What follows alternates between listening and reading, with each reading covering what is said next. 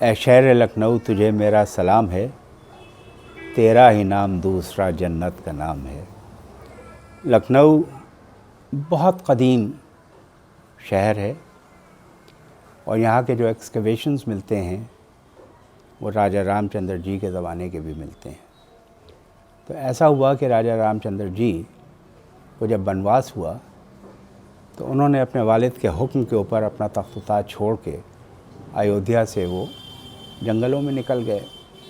उनके साथ में सीता जी, लक्ष्मण जी भी थे, उनके छोटे भाई। 14 साल उन्होंने वहाँ अपनी ज़िंदगी गुजारी। रावण से उनकी जंग हुई। वो अलामत है कि जो अच्छाई होती है, जो सच्चाई होती है, जो हक़ होता है, उसकी जीत हमेशा जो जुल्म है, सितम है, उससे उसके ऊपर होती है। बहरहाल जब वो वापस आए तो उन्होंने ये इलाक़ा अपने छोटे भाई लक्ष्मण जी को अता फ़रमाया। लक्ष्मण जी के नाम से चूँकि ये हुआ तो उसको लखनपुर, लखनपुरी, लखनऊ और फिर लखनऊ भी कहा गया। तो ये एक क़दीम इलाक़ा है और जहाँ पर आप इस वक्त आलमगीरी मॉस्क देखते हैं, टीले वाली मस्जिद जो कहलाई जाती है, तो उस ज़माने में यहाँ पर आबादी शुरू हुई। क्योंकि ये एक ऐसा स्ट्रैटेजिक माउंट है जो कि दरिया के किनारे है और वहाँ के ऊपर रेसेस आती रहीं। अमृतलाल नागर साहब ने लिखा है कि यहाँ के ऊपर एक ऐसा इंदारा था, ऐसा कुआं था जिसमें शेषनाग रहते थे और अपने हुड के ऊपर वो धरती का बोझ उठाए हुए थे। इसके मतलब ये भी हो सकता है कि this was the centre of the earth. Anyhow धीरे धीरे ये होता रहा कि जो रेसेस आती रहीं, जो पावरफुल थीं, वो इनको डिस्प्लेस करती गईं और यहाँ तक कि मुग़ल का ज़माना आ गया।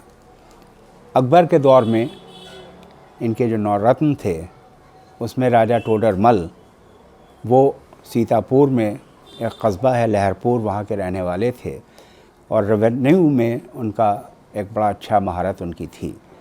तो उनको एक असाइनमेंट अकबर ने दिया कि हिंदुस्तान को 12 सूबों में तकसीम किया जाए, जिसमें अवध एक बहुत बड़ा सूबा था और इसकी 3 बाउंड्रीज़ नेपाल से मिलती थीं और towards the western side Ganga के इस किनारे तक, यानी उन्नाव के उस पार तक। ये बड़ा ज़रख़ेज़ था। यहाँ पर स्पिरिचुअलिज़म भी बहुत ज़्यादा था, यहाँ पर ज़रख़ेज़ भी था, खेती बाड़ी बहुत अच्छी थी, यहाँ का रेवेन्यू बहुत अच्छा था। तो अब जबकि ये सूबा हुआ तो अब यहाँ पर कोई सूबेदार भी होना चाहिए था। तो शेख अब्दुल रहीम, वो एक शेखज़ादे थे, उनको अवध का पहला सूबेदार बनाया गया और उनका मकबरा यहाँ निदा महल, जो अब नादान महल कहलाता है, वहाँ पर लाल पत्थर का वो मकबरा है जो कि वाहिद एक ऐसी इमारत है जो कि लाल पत्थर की है। धीरे धीरे शेखज़ादे जो थे बहुत ताकतवर होते रहे। उन्होंने यहाँ मच्छी बावन बनवाया जो बाद में मच्छी भवन कहलाने लगा। इसमें पंचमहला भी था और वो इतने ऑटोक्रेटिक हो गए कि उन्होंने यहाँ का रेवेन्यू मुग़लिया सल्तनत को भेजना रोक दिया। तो ज़ाहिर है कि अब मोहम्मद शाह रंगीले का दौर आया और उन्होंने नवाब सादत ख़ां बुरहानुल मुल्क को, जो कि एक ईरानी सैयद थे, नैशापुर के रहने वाले थे, ज़ाहिर है उनका कैसा कैरेक्टर हो सकता है, वो इमामत से ताल्लुक़ रखते थे, 7वें इमाम की औलाद में थे। तो उन्होंने कहा कि आप अवध जाएं और वहाँ जाके ये हुकूमत इख्तियार करें और वहाँ अपनी हुकूमत कायम करें। तो चूँकि ये इतने ताकतवर थे, यहाँ पर इन्होंने एक शेखन दरवाज़ा बनवाया था और अपनी ताकत का मुज़ाहरा करने के लिए उसमें एक जूता और नंगी तलवार टांग रखी थी। उसका मकसद ये था कि जो शख्स भी शेखज़ादे से मिलने के लिए आए तो उनके जूते के नीचे से सर झुका के आए और अगर उसने सरकशी करने की कोशिश की तो एक बरहना शमशीर वहाँ उसका सर कलम करने के लिए टंगी हुई है। तो नवाब सादत ख़ां अपनी फ़ौज लेके और मुग़लिया एक कोतवाल वगैरह को लेके वो आए। पहले जो अब फैज़ाबाद कहलाता है वो बंगला कहलाता था। वहाँ आके उन्होंने आराज़ियाँ बड़ी बड़ी बनवाईं जिसमें पूरी फ़ौजें समा सकती थी।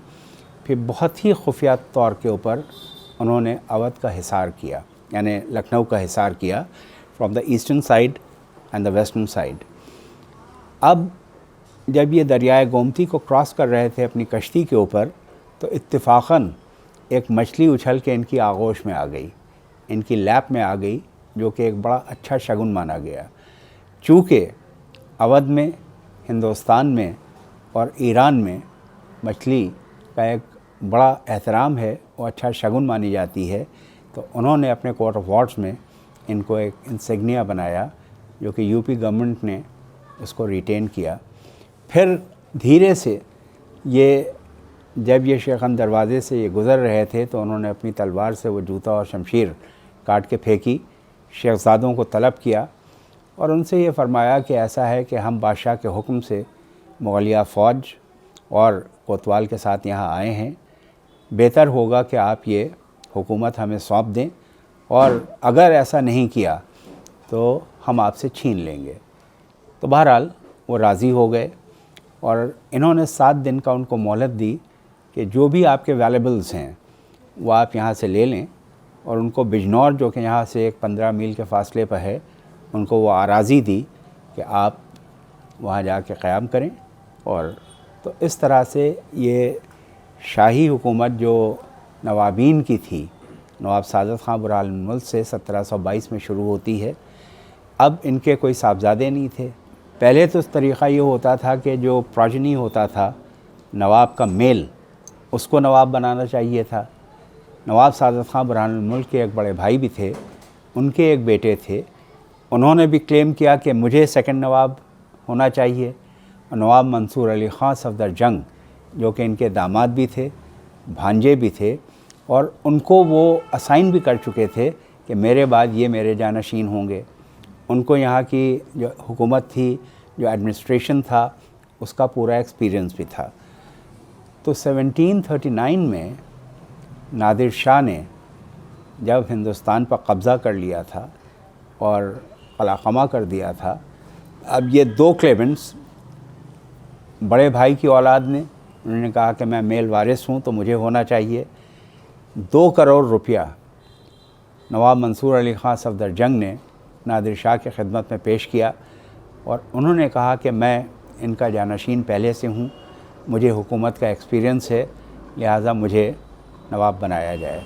तो नादिर शाह ने फिर इनको मंसूर अली ख़ान सफदर जंग, जिनका मकबरा दिल्ली में है, सफदर जंग हॉस्पिटल है, सफदर जंग एनक्लेव है, सफदर जंग एयरपोर्ट है, उनको दूसरा नवाब बनाया।